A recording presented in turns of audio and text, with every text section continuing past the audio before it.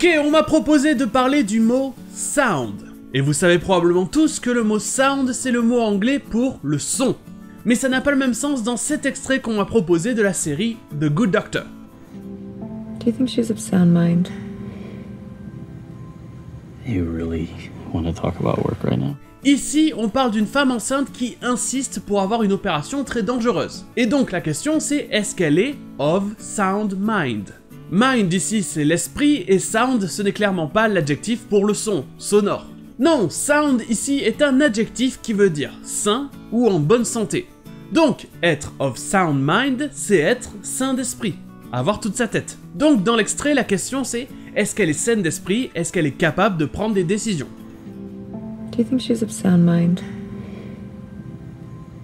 You really want to talk about work right now? Vous trouverez le même sens de sound dans l'expression safe and sound, ce qui est littéralement sauf et sain, mais en français on dit l'inverse, sain et sauf. Safe and sound. Didn't McPherson tell you the good news? No, what's the good news, Doctor? Rachel's been found. She's here. Safe and sound. Et dans le même registre, sound veut aussi dire sensé ou logique. Comme par exemple une idée qui paraît logique, ça sera a sound idea. Ou alors un plan qui est sûr, ce sera a sound plan. I'm a convicted murderer who provides sound financial planning.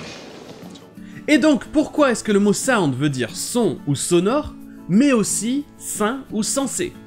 Eh bien c'est simplement parce que ce sont deux mots différents. C'est juste qu'ils s'écrivent et se prononcent de la même manière.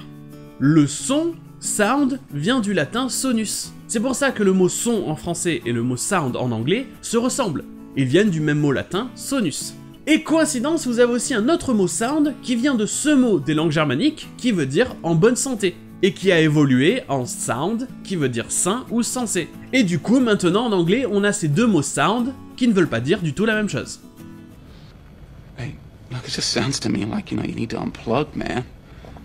Et voilà pour sound, et sur ce je vous dis, à demain!